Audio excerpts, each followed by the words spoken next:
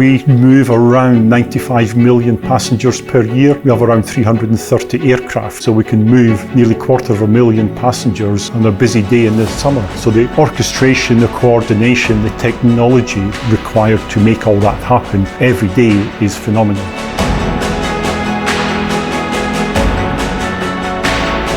How does a passenger go through the airport where they're not stopped 6 times to be checked, and so they can just walk onto the aircraft? That is the nirvana of aviation, and the technology is almost there to make that happen.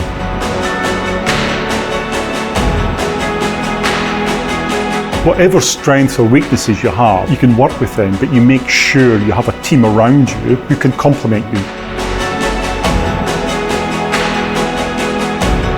50% of my job is running IT. The other 50% is running the business.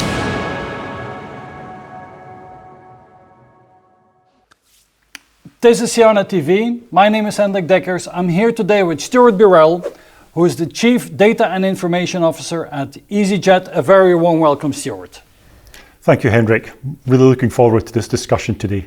Stuart, you have an engineering degree from the Harriet Watt University in Edinburgh and an MBA of the Warwick University in Coventry.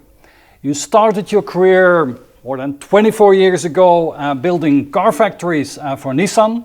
You worked in logistics at Kimberly-Clark and PepsiCo, and then you upgraded to IT. And you've been a CIO after that for Echo Brands, for Gatwick Airport, for McLaren, for Heathrow Airport. And now since the end of 2020, you're the Chief Data and Information Officer at easyJet. So Stuart, tell us a bit more about your journey. I mean, what's the background and how did you arrive in this position? Well, it's been a fascinating journey and not one that I expected, to be honest. And I think the common theme through all of this is finding a role and a job and a company that I've enjoyed. Right from my early days of building factories. It's always been something new and innovative. It's been different. Nissan back in the 1980s, it was the first big Japanese factory in Europe, and to this day it's still a leading exponent of how you do manufacturing really well. And all the way through Kimberly-Clark, through the other companies, it's always been something new. And I guess that was part of moving into IT. When I was at Pepsi, as part of the Walker's Crisps world, spent 12 years there, but that's when you say upgraded. Some others may describe it. I used to have a proper job, then I moved into IT. I used to build things and build factories. And that has been my legacy. I used to really bore my kids driving across the country because I would point out the factories that I built or set up or run in my career. But it's been fascinating, and moving into IT has really opened my eyes, really allowed me to see across different businesses and the way businesses are run. And that's a bit that I really enjoy. I can make a big impact on businesses, how they're run, and for the people who operate in them. So yeah, it's been fascinating, and I've enjoyed pretty much every minute of it. Yeah, and some super companies, Heathrow, Gatwick, McLaren, and so on, quite impressive. So let's talk a bit about easyJet. I mean, it's a bit of a household brand, of course. Yeah. Many people know the name and the company, but tell us a bit more, give us some facts, give us some context of the company, please. Well, easyJet is 25 years old. It's around £6 billion, €7 billion revenue, or it was in 2019 before COVID hit. We move around 95 million passengers per year. We have around 330 aircraft, and we're 1,500 flights a day on a busy day, so we can move nearly 250,000 passengers on a busy day in the summer. So the operational intensity of an organisation like this is phenomenal. It's a very tight schedule, very tight turnarounds, very dependent on its 15,000 staff, the cabin crew, the engineers, plus then all the ground handling around it. So the orchestration, the coordination, the technology required to make all that happen every day is phenomenal. Okay, and what makes easyJet different from other airline companies? There's a couple of things I think make easyJet different. One is the culture. It started as a challenger. I mean, I think when it started, it was back in the days when you had British Airways, Lufthansa, Air France. So you had the big dominant national air carriers, and they just didn't believe that you could do low-cost air travel. And so it's always been a challenger, it's always been a fighter, it's always tried to do something different. And it done that really in its technology and how it was engaging with the customer, and how it was using technology to cut costs, how it was doing it to give a much better experience for the passenger and really open it up to the wider public. So that spirit and that culture really makes it stand out. It's still a challenger. Even though we're 25 years old, it is still a challenger and still challenging the industry. How we set up information and how we process that, we took conscious decisions back in the early days to do it differently to the big guys and to make sure it was much leaner, simpler, take away a lot of the complexity that sits behind the scenes of the big carriers and set up very focused operations. And so I think that really is that spirit and how we do things really makes it stand out. Yeah. So easyJet has always been on the forefront of innovation, and still you were hired, you were brought in to make a change. So what are the big changes that you are now implementing at easyJet?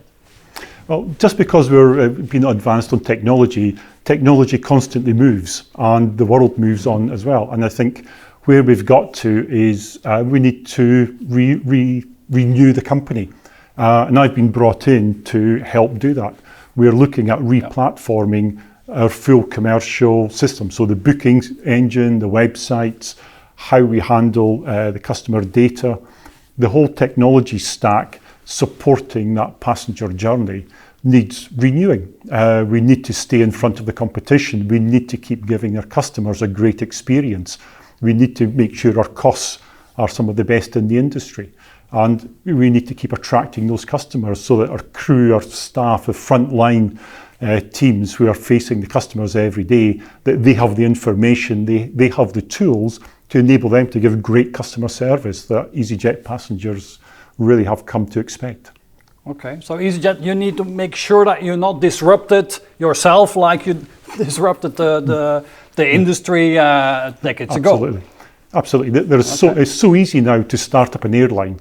There was some statistics a few weeks ago that there's something like 40 or 50 new airlines started up around the world in the past year during COVID. You can start up a new airline really in a matter of months. You can buy most of these systems off the shelf, software as a service, cloud services. And so it's easy and relatively low cost. The barriers to entry are really low for anybody wanting to start up. So as an incumbent provider, we have to really be in front of that competition. We have to give the customers a better service with the confidence and information to fly, particularly in these troubled times with COVID. Passengers are really looking for that assurance and comfort and support while they're traveling. So you say easyJet is a combination of being very cost conscious, very cost driven, and at the same time providing an excellent customer service, right? Yes. So let's talk about these aspects maybe. So what does it mean to be very cost driven, and how do you implement and how do you improve that in this organization?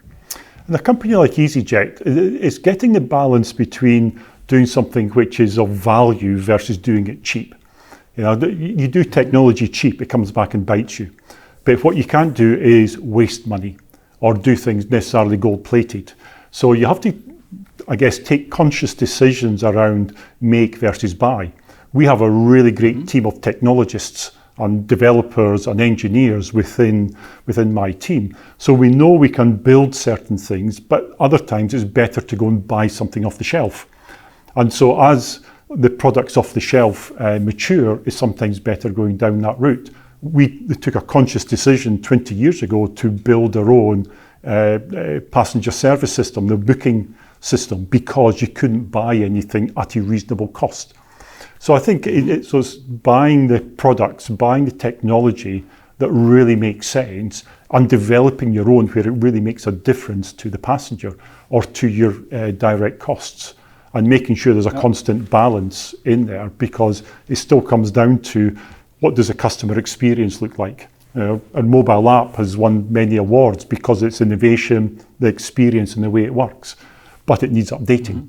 And so you can't stand back and just let something, technology sit there. It needs constant refresh, but not wasting money and really focusing on the areas that make a difference.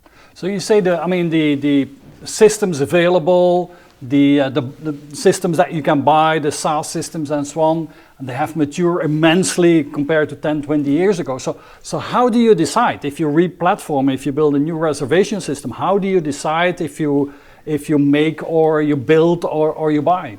That's a really good question, and we're going through that as we speak. We've looked at, do we buy something off the shelf? And there are several PSS, the passenger service systems. You can buy some of them off the shelf. Some of the big national carriers or low-cost guys, they all have them.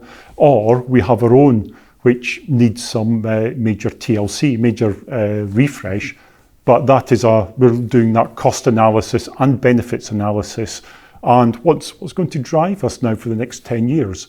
So how innovative do we want to be versus going with what is industry standard? Can we generate innovation and value and customer experience, which is better than you can generate using an industry platform?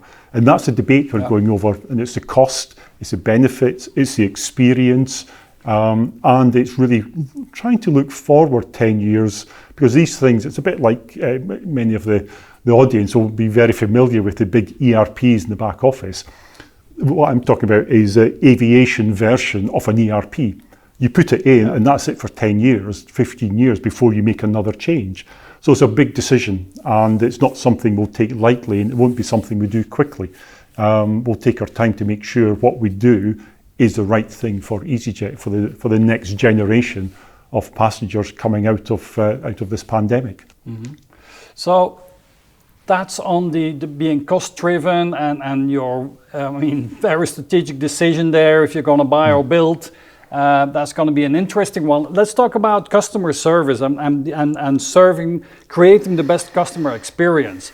So what's the role? How do you see the role of IT and digital in that? Well, it's fundamental now in the passenger experience.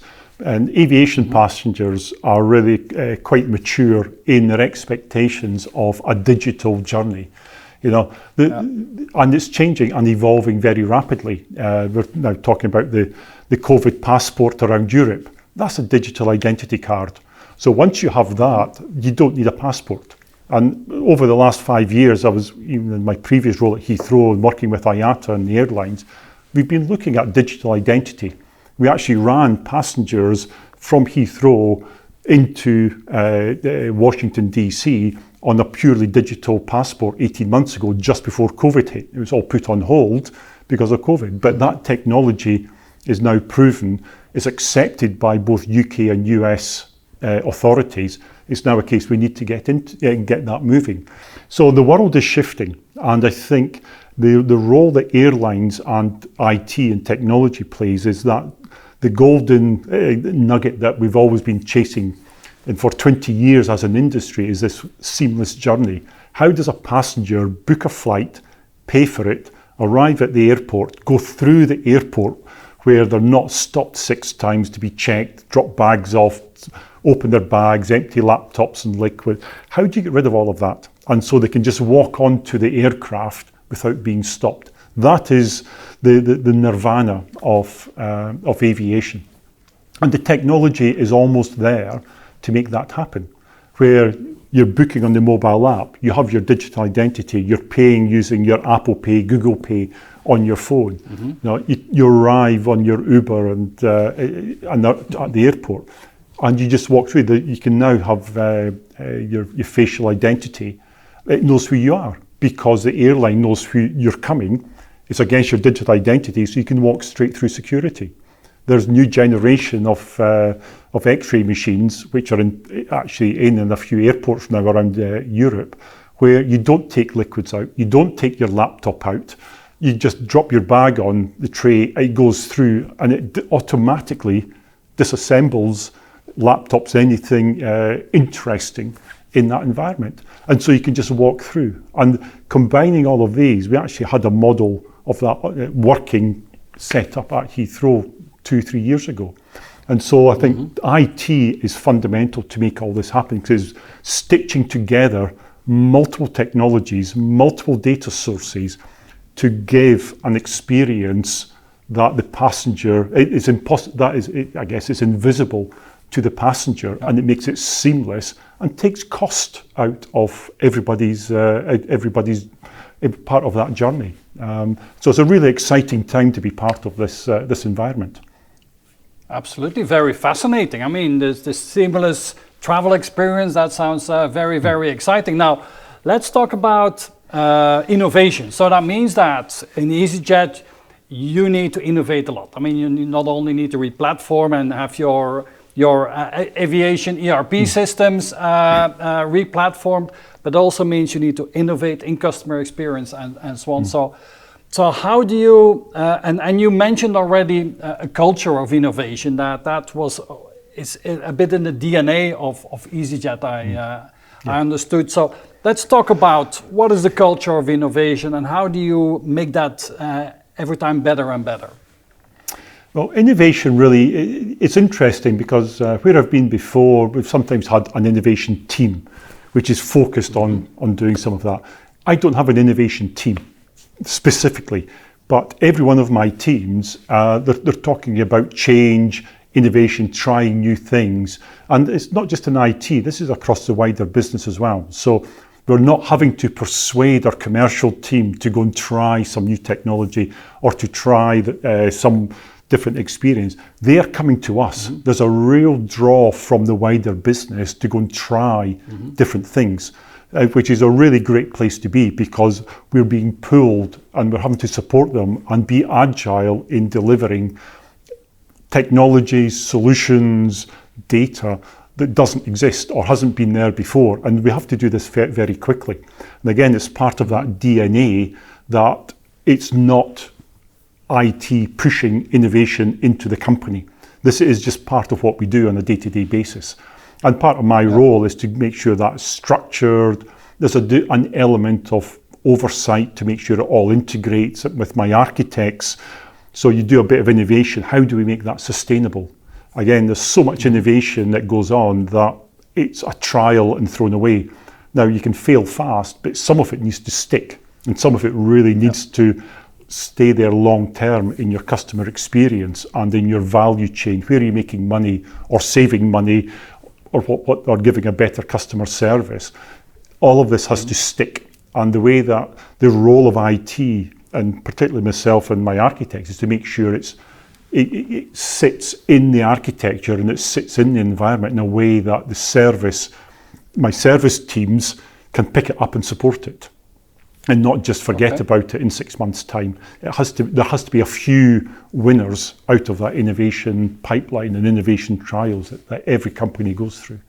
And could you give a couple of examples of cool stuff that's happening today that you're not supposed to talk about, but what's the cool, innovative things at the easyJet today? I guess there's some really good stuff on the data front. I mean, every airline has a problem at the moment because all of the booking engines and yield management engines, which are all built on historic data models, they don't work. Because of COVID, the world has shifted, and so the booking behaviour of the general public has changed dramatically. So how do you maximize? It's not predictable anymore. It is no longer predictable. So how do you predict that? How do you price your seats? How do you maximize the yield?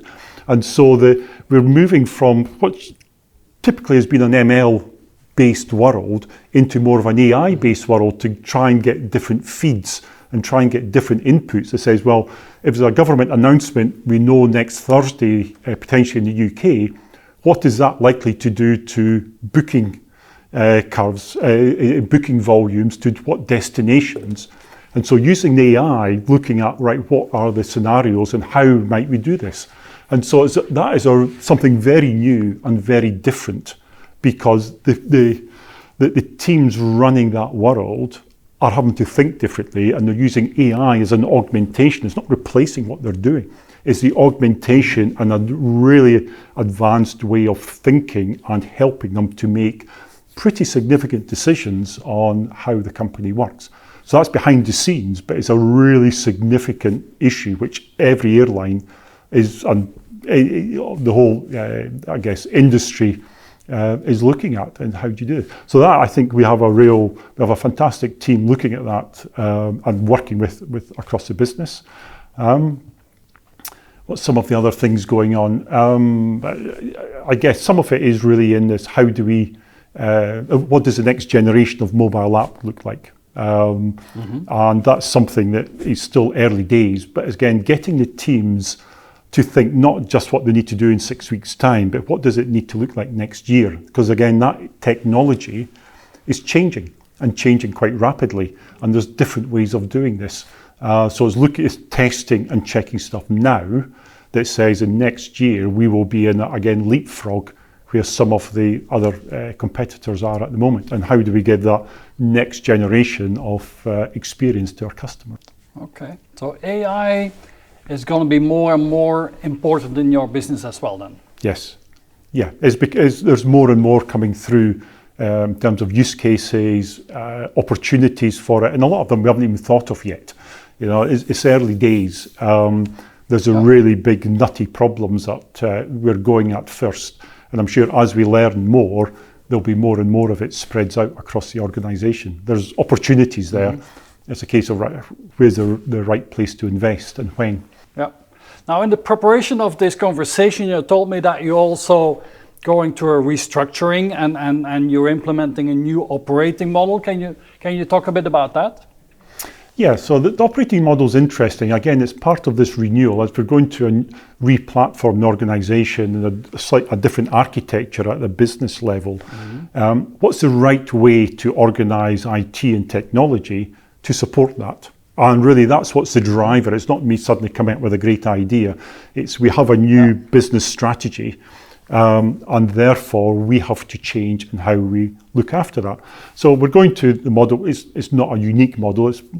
Most of the listeners are probably either doing it or thinking about it, and it's about the platform and product-based approach, where some of the underlying platforms are there. That's more of your base supporting environment. And then very agile, very focused, business-focused product teams, partly embedded with the business. And we're already doing some of this in some of the areas already, in our website and mobile world particularly. We're already doing that. And so the teams are already blended between the commercial guys and my technology teams. But it's not consistent.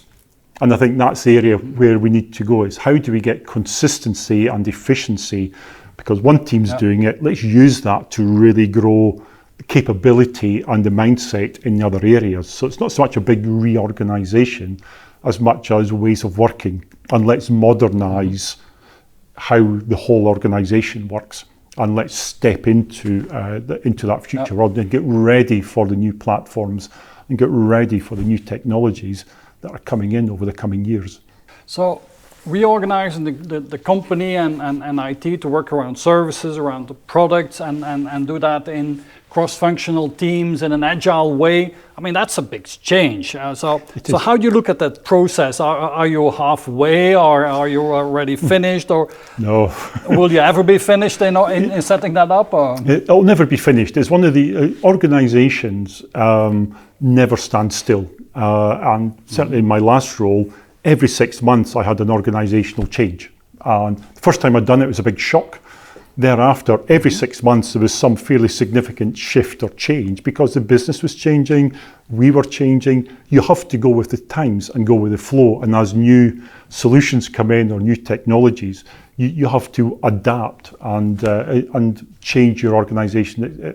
And the teams get used to it. I say the first time you come to that, it's really big deal. Thereafter, oh yeah, it's another change, move on. And so that's where I'm trying to get to with easyJet. So we only started this, we kicked off the review of it probably back in January. We only launched it really a couple of months ago. And so we're working with the pilot teams as we speak.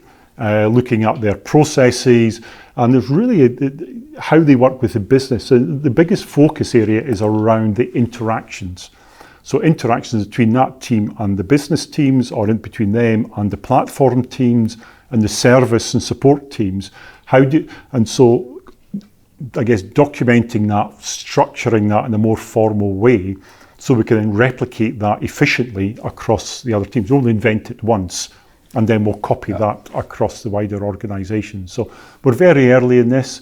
Some of the teams are already doing it. They have been naturally. Again, part of the constant flow of change that comes through the place. I just need to get it more consistent and more structured and more efficient, so that we can drive the performance more consistently across over the next few years. It'll be 12, 18 months really until we are in a position where I think we should be, and then it'll just be constantly improving and changing thereafter.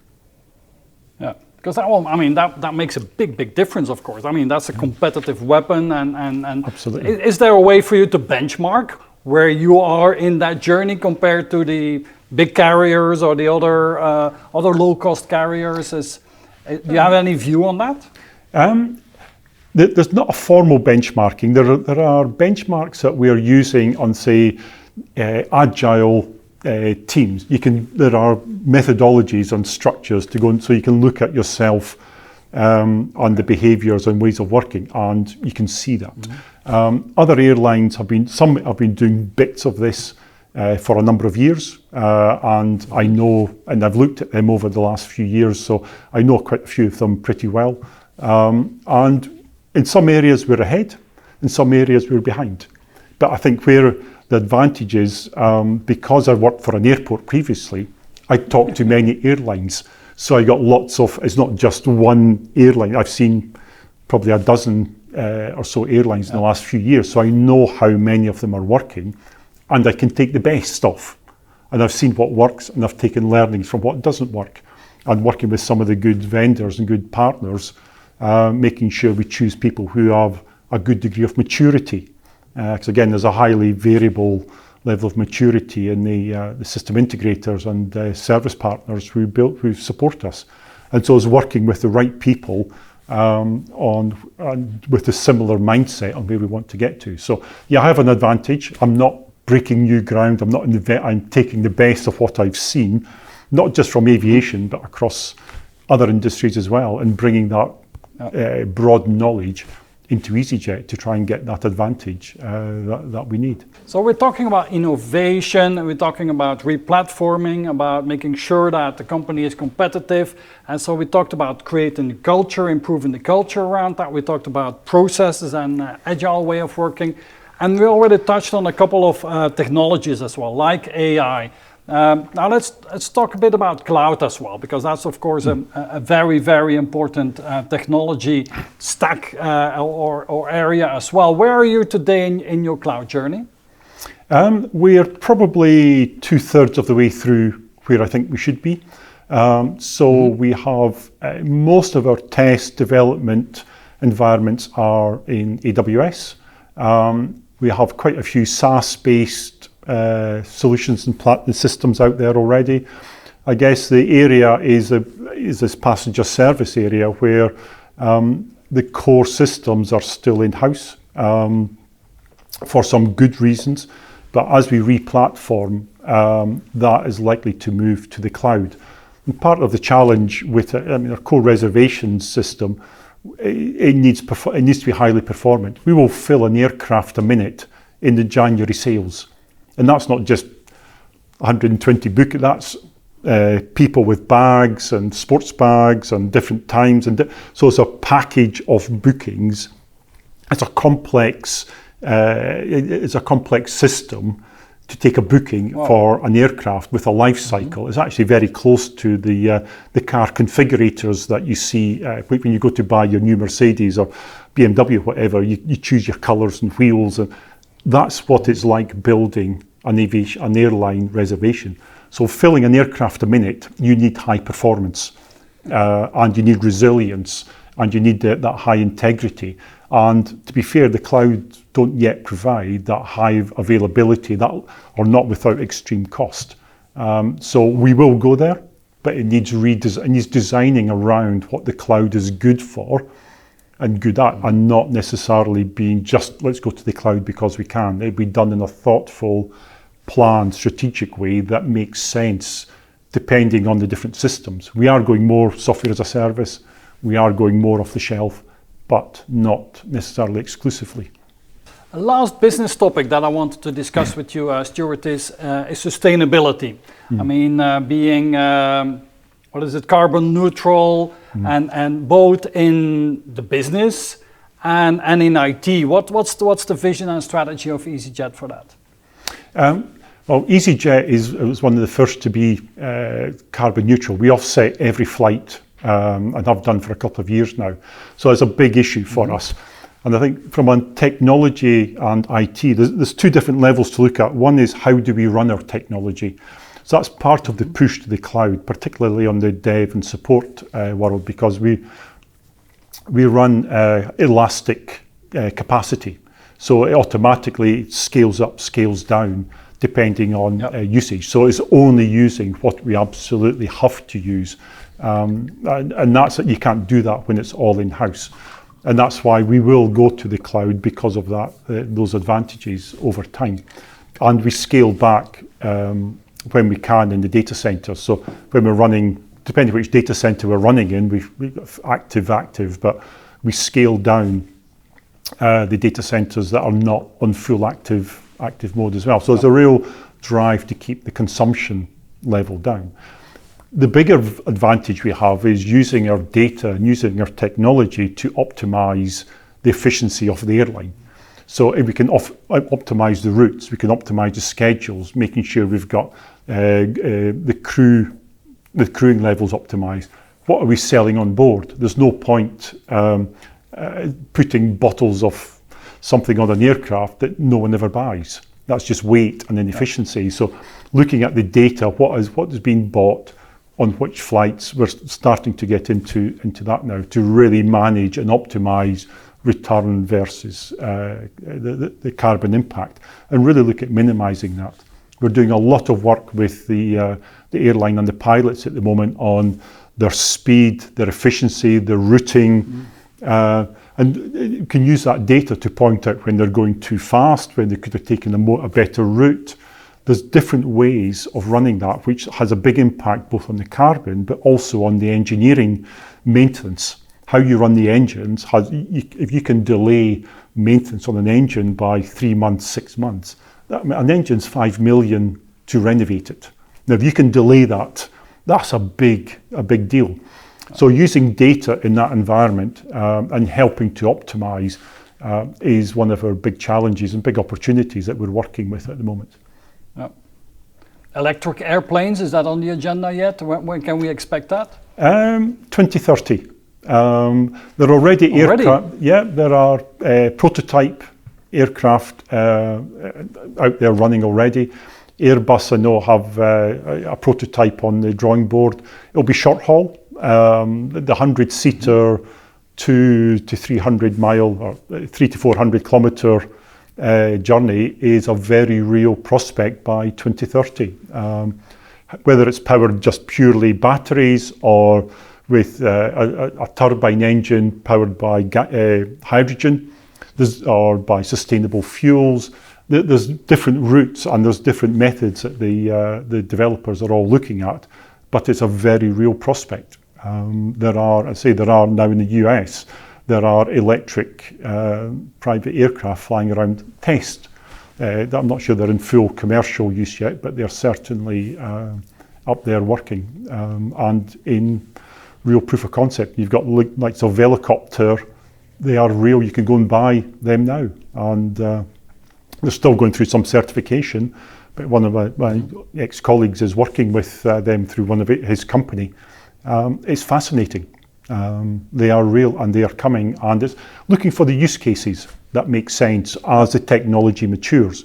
You're not going to go and replace an A380 in the near future, but you could replace some of your short haul turboprops. You could replace some of your commuting capacity into cities. So there's different ways and different use cases which I think will drive technology and efficiency. I can almost hear that you're an engineer, that you're excited about this new technology development, Stuart.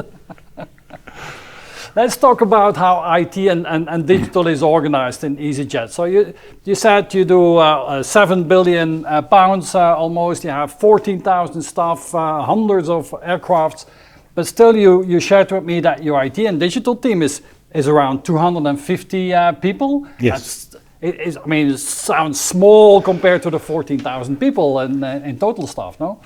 It is, but we probably have another 300 to 400 external partners around the world who support us. Okay. But it's looking at what's important, and you focus your teams on what's strategically important to us. And we're in a shift on that. I mean, like most airlines and most of the travel industry and leisure industry, we went through a tough time last year, and we lost about 30% of our team. So it's kind of taking off the internal team. And so shifting how we work, shifting that organisation, but also then engaging with partners much better is also part of that organisation. So how do we do that? Where do we want to keep our own people really focused? And where do we want to just, you know what, it's off the shelf, it's easy, it's not that important to us, let's ship it to an offshore location and just run it for half the cost. And there's those balances which we're looking at as we speak. And there's been a lot happening already in how we do that. Okay. That's quite a challenge. I mean, losing 30% of your team, and now you need to, I can imagine, staff up again, and so what's your strategy? You want to bring all these people, these numbers back in-house, No. or this is an opportunity to outsource more? It's an opportunity to, we don't need to outsource that much more, we need to outsource better. So I've made it clear with my team, been very public with them, that the 250 is probably about the right size of organisation for easyJet, because it allows me to have a really good focused technology teams and support teams, but I can augment that with putting offshore or outside the roles that, you know what, either I can buy the knowledge much better externally, or is not strategically important to me. There's two different ways of outsourcing, and buying that capability. They don't have to be here in Luton at the airport, the headquarters, to do that. And we've proved that through COVID. So it's designing the services consciously, not just going out, oh, I need 3 people offshore to do this work. That's a very inefficient way to do outsourcing. It's very much about what service do I need, and how do I want that? How do I want to consume that, and how do I want to receive that service? Designing that consciously, and then contracting with it, and holding the partners to account. You can't just outsource and forget. You have to work with these partners to really develop that service and develop a relationship, and treat them as part of your team. If you treat outsourcers as outsourcers and forget about them, it will never work, and you get this level of service that you deserve. If you treat them with respect, you treat them as part of your direct team. I don't care who writes a paycheck at the end of the month. Now, anybody working in an easyJet system works for me and works for easyJet. There may be someone else pays them, but they're still part of my team. And I think that becomes really important as building the culture and environment that you're operating in. It makes them feel part of the organisation. So when things go wrong, they're willing to go the extra mile and willing to step up and really help you. And that takes time. It takes a lot of investment, particularly if you happen to go to India, but it's worth it. And that's where we'll head. We will go down the route of getting a much more, I guess, designed, conscious service set up front with a smaller number of focused players, and build up that capability and keep my team here really focused on the stuff that really matters to us. Now, when you say my team here, that typically meant the team in, what is it, Luton Airport, where most of your IT teams are. Is that going to change as well? I mean, are you going to, because now you can hire from wherever in the world. You can hire people in South Africa working for easyJet on a day-to-day basis and be in your team. Is that true? That is true. And I mean, we have people all over the world working for us now. There's something about easyJet. We are not moving from Luton. And I think part of the culture and part of the environment here, and I've only just come back into the office, I've been in the office for about 2 months ago for the first time. I'd worked for the company for 6 months without ever being in the office, without ever meeting anyone from the company. It was bizarre. But when you come here, you start to feel part of this, you start to get the culture and spirit of the company. When you arrive at an airport, you feel part of that industry, you feel part of an airline. And I think that's really important in how do we stand out? How do we attract talent? How do we attract the best technologists and the best leaders and the best project managers in the world? I need the best here to run this airline. And having that sense of culture, that sense of belonging, that spirit, becomes really important. It becomes quite a unique identifier, a unique proposition for us. Because otherwise, you could be sat at home, you could earn more money working for financial services out of the City of London. Let's not be, they pay more than I do.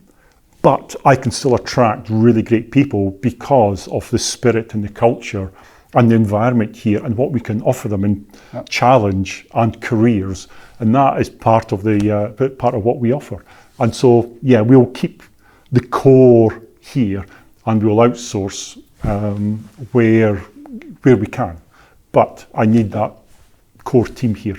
There's something special about airports and airline companies, no? I mean, there's you say, a special spirit, eh? Yeah, absolutely. No one ever leaves aviation. It's one of these things. Once you go around in circles with airlines, airports, suppliers, service. Once you're in aviation, you get the smell of aviation fuel. People tend to stay in it. Okay. Interesting. Now let's talk about the role of CIO, about your role. I mean, you've been in role for over 15 years now. So let's first talk about how did that role look like typically 5-10 years ago, and how does your role as a CIO look today? I mean, what's fundamentally that you're adding to the business? Let's start with how it was 5-10 years ago. How was it 5-10 years ago? I think 5-10 years ago it was very much you are a service to the business. And it was very focused on just do the technology, the data's your problem, the business wasn't that interested in data. And so it was quite a service-orientated culture, which isn't a bad thing, because historically IT had a reputation for not being particularly service-focused. They were there for the technology. So it was about particular solutions. Put in Oracle, put in SAP, do a bit of the MRO and logistics, etc., the sales system. I think where the world has shifted and where I see IT now, and certainly the last role, Heathrow, and this role, is very apparent. 50% of my job is running IT, and only 50%. The other 50% is running the business. So I have an equal voice, an equal say on the executive board. I'm not there just to represent technology. I'm there to represent the company and look after the interests of the company. And that's a very different world to you are the IT service team. And you're there, just talk about technology. Come and talk to me about technology. And so it's a very conscious change. The much more interesting one, I've got to say as well, because it's no longer IT and the business, it's just we are the business. The 5-year strategy that easyJet has, and through the main PLC board, 100 odd pages, at least 100 out of the 110 pages is IT, technology, digital, and data. And so there is no business strategy without the technology, but then you can't really separate them out either. Yep. So you need your commercial teams and operations teams to be technically literate and tech savvy and savvy about the data and how to use the data and what do they want from it, what's the opportunities. And that's where it gets really interesting, because you're helping to educate, you're working with really smart people who want lots of data, lots of insight, lots of analysis, they want technology. How do we make it all fit? And how do we give them these things and those capabilities really quickly and cost effectively? It's about capabilities rather than service, and helping them to really exploit those capabilities for either service or revenue, profit, whatever is a key driver. That's very interesting that you say 50% of my job is IT and 50% is business. Is that also, does that reflect your agenda? I mean, if you look at your weekly agenda, is that where you spend your time as well? It probably is, yes. I spend as much time with my colleagues on the executive board as I do with my direct team. And it's about how do we influence decision making, how do we make sure we understand the business problems, so as we are coming up with solutions, ideas, it's ahead of the decision. So actually it's influencing that strategy.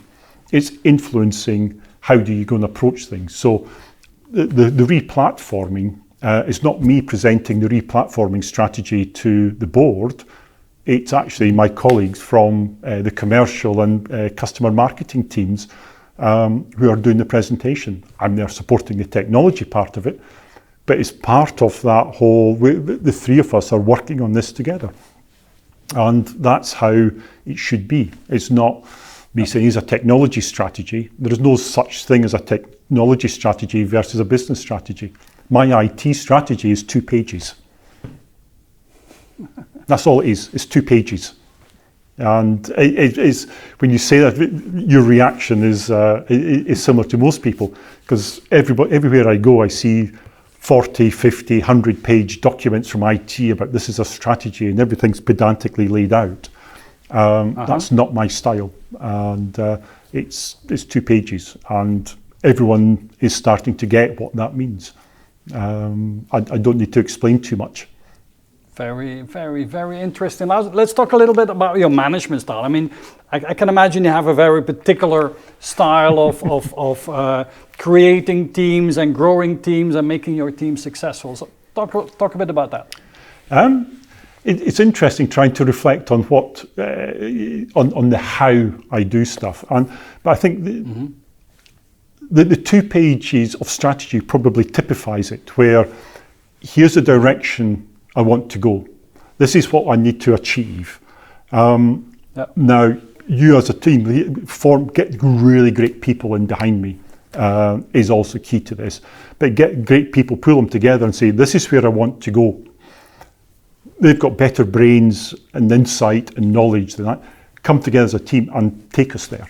And then trust them and support them and coach them and cajole them sometimes. But it is trusting and helping that team to take us in that direction. And it may not be exactly what I wanted at the end of it, but it's very close.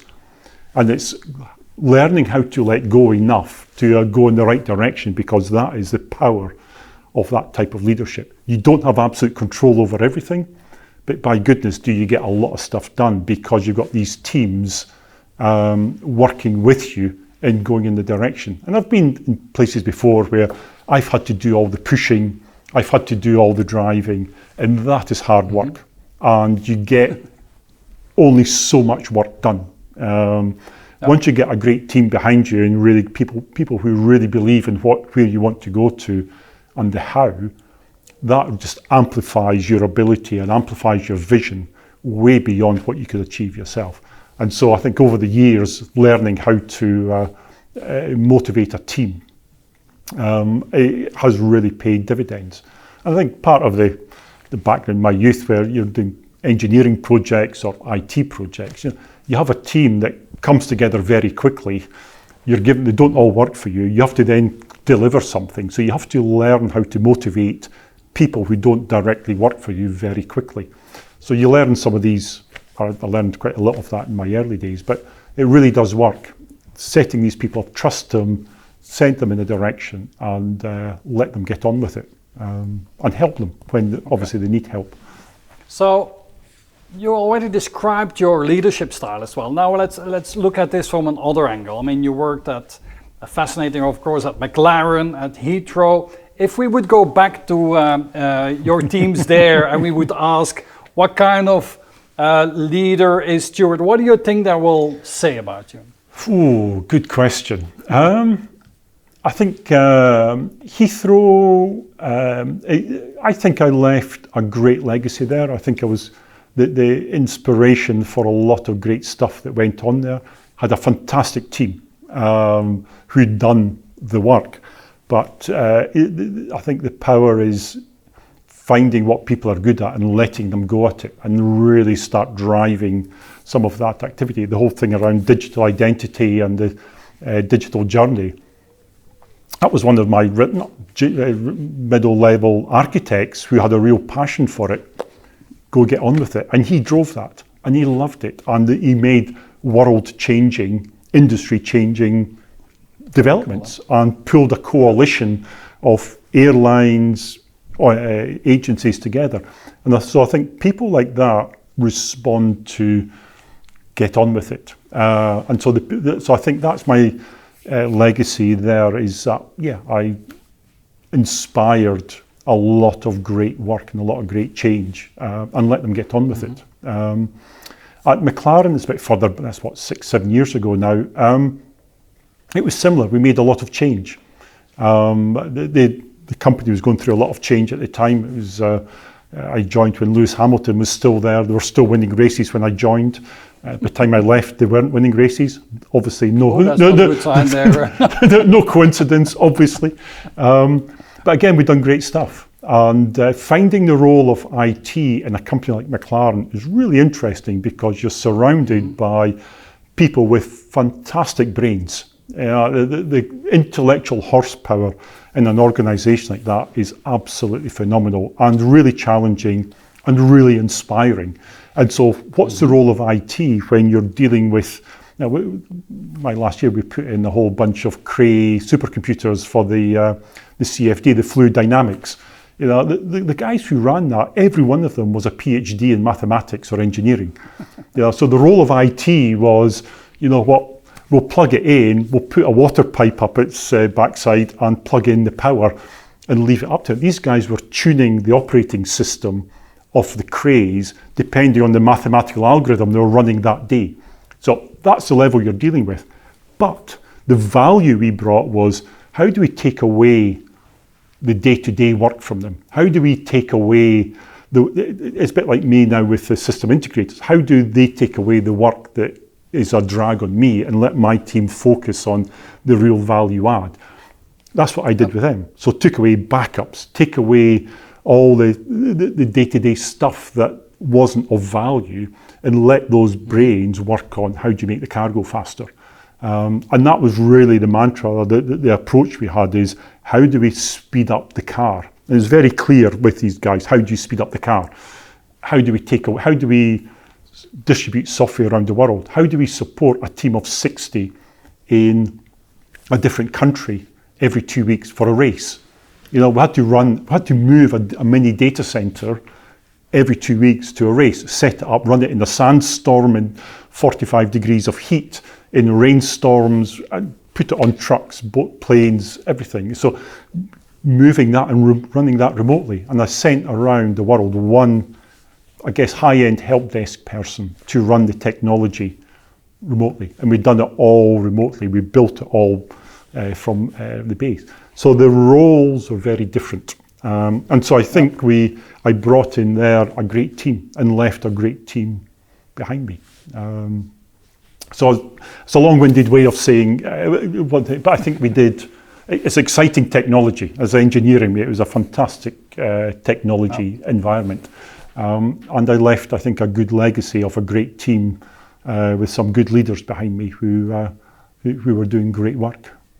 Oh, it's clear what drives you in your work, Stuart. I mean, you want to make change, you want to get results. Let's take one step back. What is that drives you in your life? If you look at it a bit more holistic, what makes you happy? When are at the end of the week, the month, the year, you say, well, this was a great week, month or year?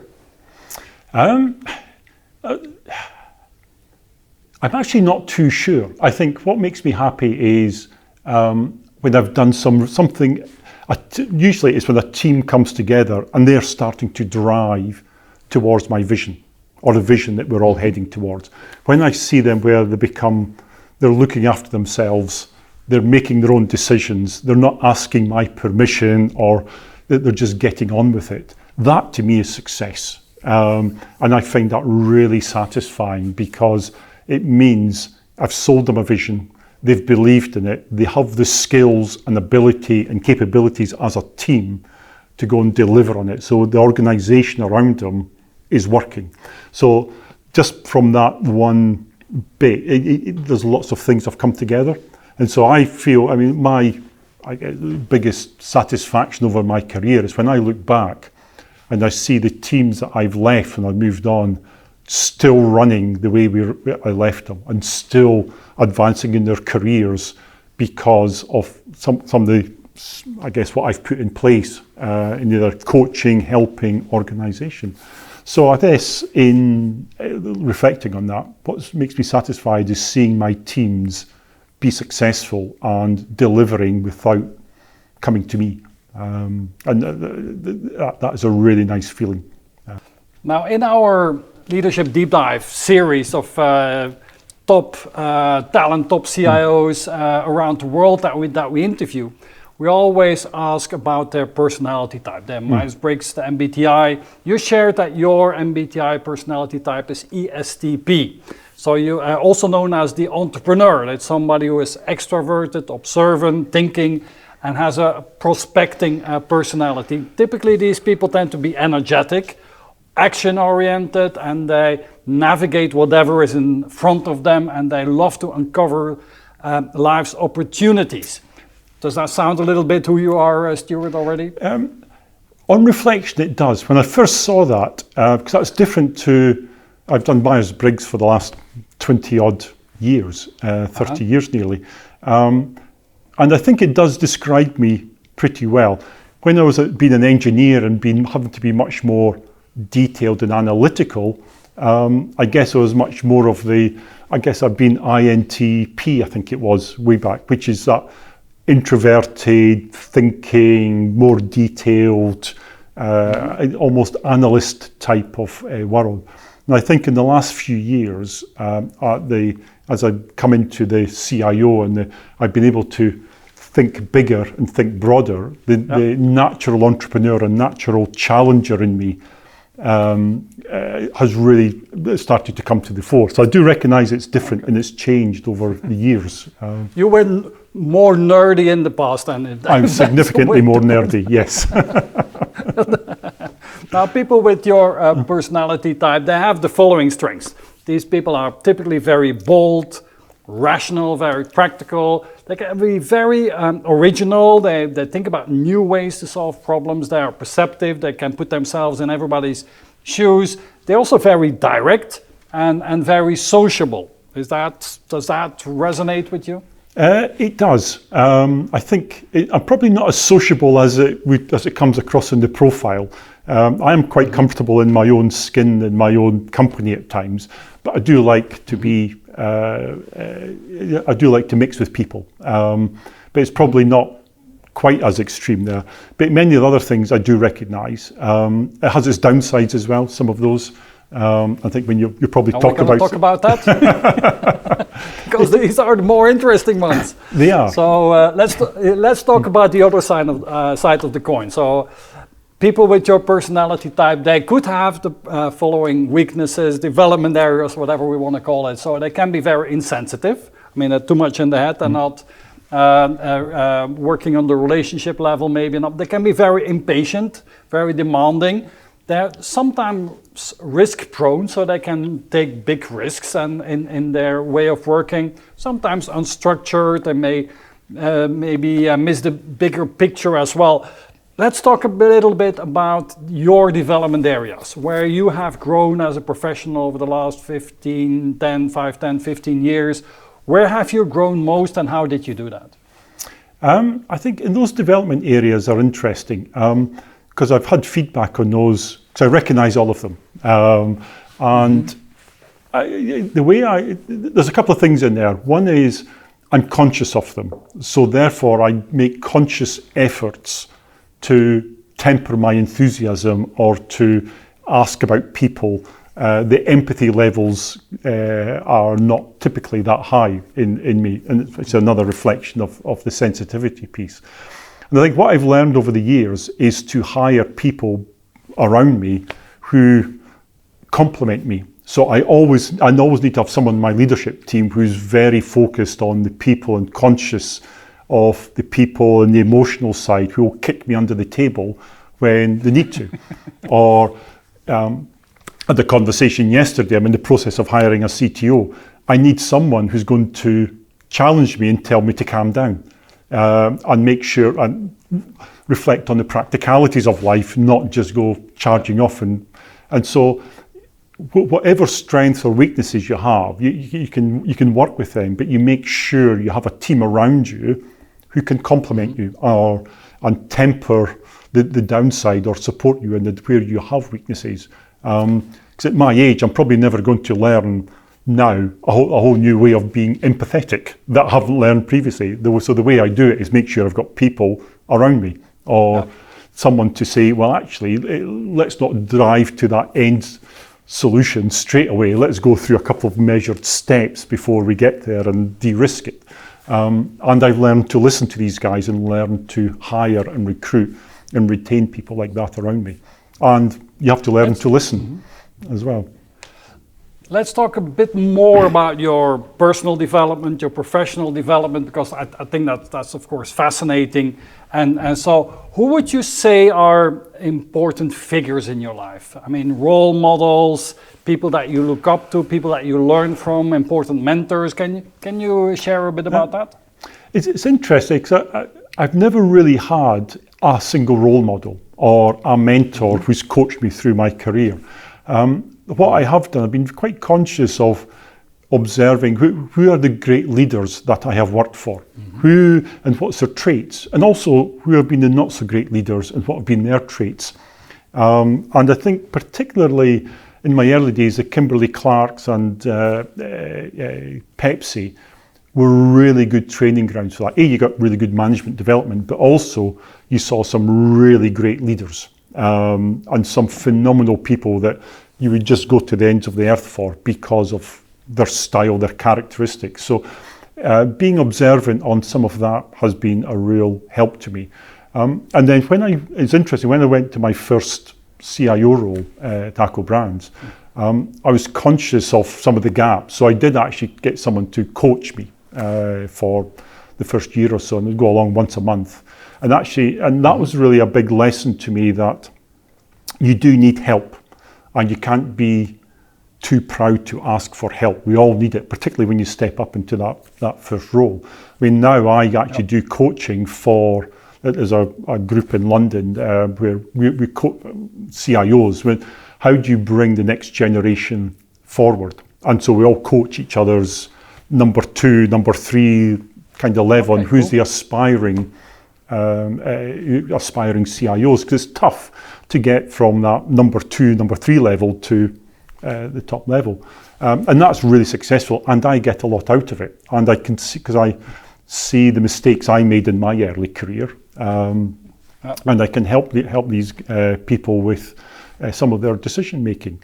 And it's just observing who's successful, who's not, who do you respect, who do you not.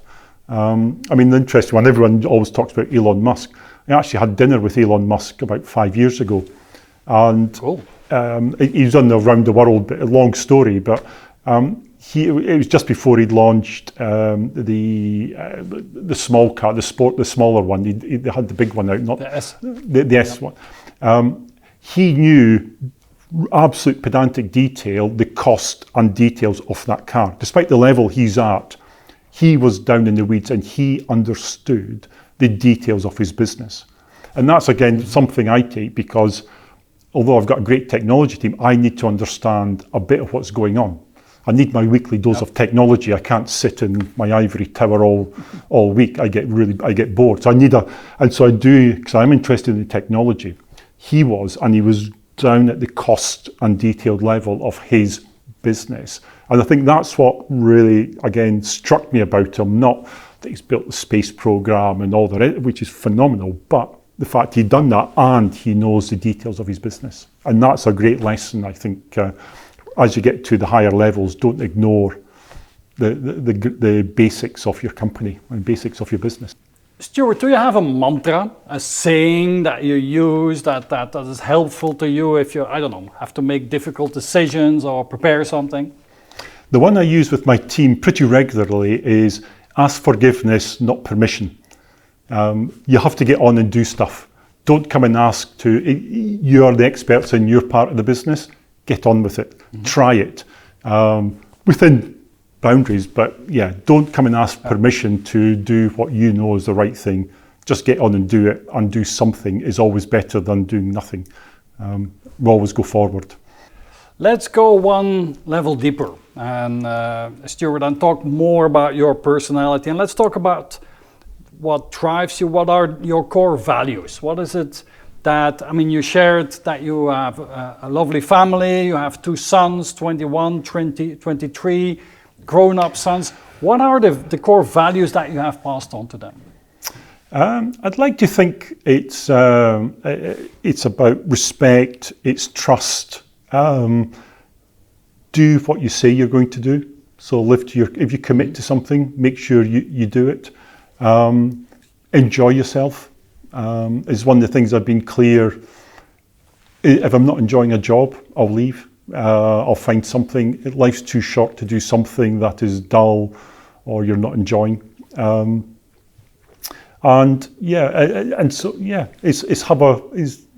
It's difficult to articulate, but it's have a good life and be a pretty good person, but enjoy yourself while you're doing it, and go for it. Try things.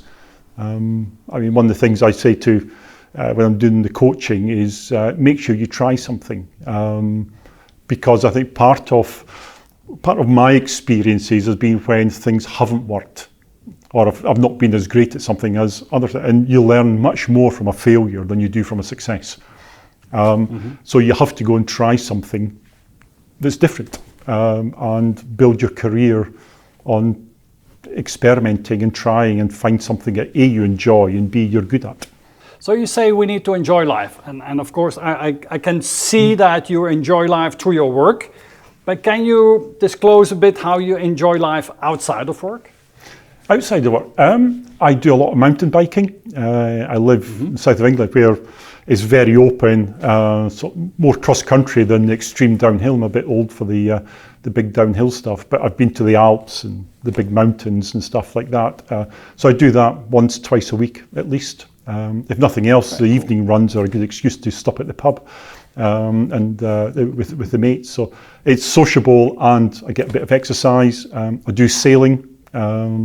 Just had the weekend there in the Solent out with a bunch of mates. And then being sociable. I mean, that takes up a fair amount of time. I used to play golf. That's slowed down, just again, time as much as anything.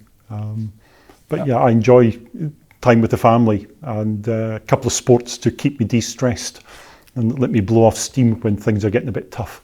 In your life, what is it that you love most and what is it that you fear most?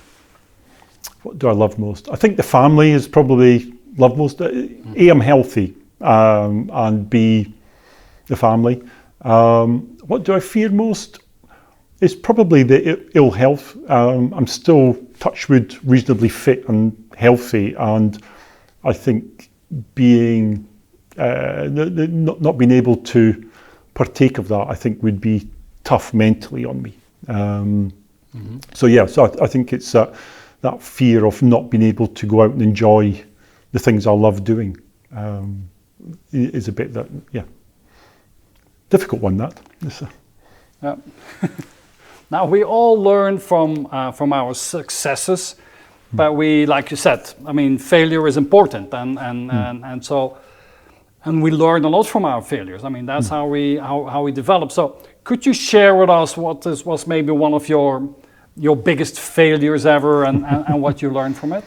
I guess the biggest one was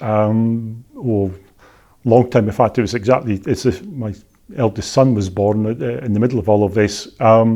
So 23 years ago, starting up a new factory for Walker's Crisps. So I was a project manager. I designed this thing from a blank sheet of paper. I was challenged with a couple of other people. And what do we need to grow and expand? So from a blank sheet of paper, designed a factory, built it, recruited the team, set it up, and then I ran this factory for the first year of its startup. And I hated it. I loved setting it up. I loved building it. I loved recruiting the team and putting the team in place. Running it on a day-to-day basis just wasn't me. And I think and so because I wasn't enjoying it, whether it was because I wasn't good at it, I wasn't enjoying it, or because I wasn't enjoying it, I wasn't good at it. But it was a case of after that year, it said to the boss, get me out of here. And because I'd been there for 4 or 5 years by then, they didn't fire me, they moved me back to an engineering job because I was there as a project manager. And because I had something I was good at, I tried something new, something different.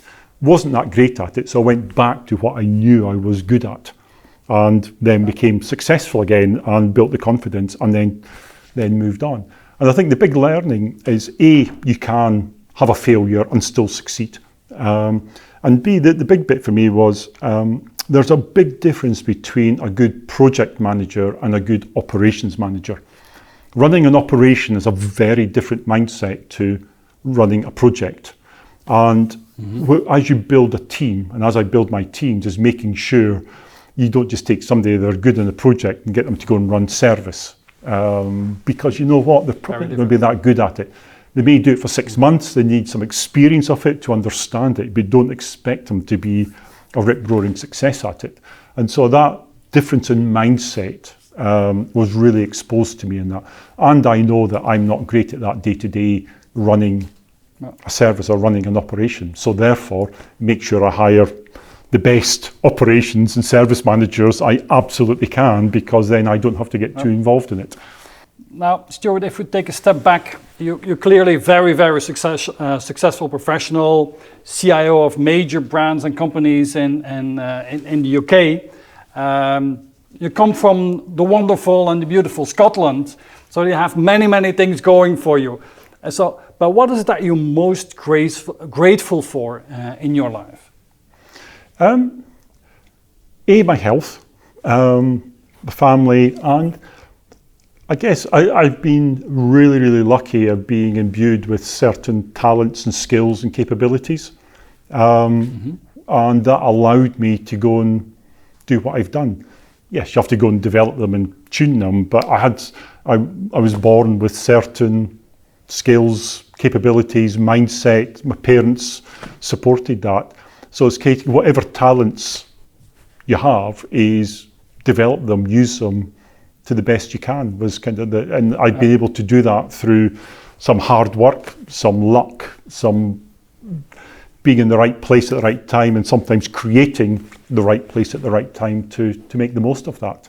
But it doesn't come easy. You have to work at it, and you have to develop it, and you have to get help, and you need support, and you have to go and invest in you as a person, invest in you professionally. It's not all handed to you on a plate, and you have to make some tough decisions and conscious decisions about your career and what is going to drive you forward and what's going to make you happy. If you look back to when you were 25 and you look back where you are today, so I mean there's many new insights and knowledge that you have today that you didn't have when you were 25. What would be the one thing, the one knowledge or skill or insight that you would give to your 25-year self back in the day, so that you say, well, that would have made a real difference? And and we can look at it also, what's the advice that you give to young professionals that want to have a career like yours? I think there's two things. One is ask for help. I was too independent or too bloody minded, whichever way you like to describe it. And I think my career really took off when I'd done the MBA, but then started networking at the professional level. So on a regular basis into London, typically, and it's a bit new, a bit London-centric in the UK, a lot of this, but being able to go to dinner, talk to peers, talk to colleagues at different industries, I learned huge amounts in my early days as CIO about how to be a CIO. What does cloud mean? What does this all mean? How are they approaching it? How are they doing their organizations? From dinners, social events, and that's time, that's your evening. But you have doing that really step changed that career. So ask for help and find coaches and mentors and listen to them because they've been there and done. And join a good community, right? Absolutely, join a good community because it really does make a difference. And I was a bit late in coming to the fore on that one. And the second one is try things. Don't be afraid to step out of your comfort zone. You have to go and look at different areas, different things, different experiences, but be good at something. Find something you're good at. Then you can go off and try something else. I was good as a project manager. I knew how to build factories, but then once I knew how to build factories, I go and say, well, actually, let's go and see if I can run a factory. Not particularly. Let's go and see if I can run a warehouse. Yeah, actually, that wasn't too bad. Let's kind of do a project in IT. Yes, I can. Can I do engineering and infrastructure in IT? Yes, I can. So it's finding something that you're good at, and then you can go and try many, many different things. Some you'll succeed at, some you'll fail at. You'll learn something every time. On that note, Stuart, I would like to thank you for your time and for sharing all your insights, your experiences, your visions. It's very fascinating. I enjoyed it a lot and hope to meet you soon in London when we can get back together. Thank you so much. Thank you, Hendrik. I've really enjoyed this. It's been really good. So good to meet you. Thank you.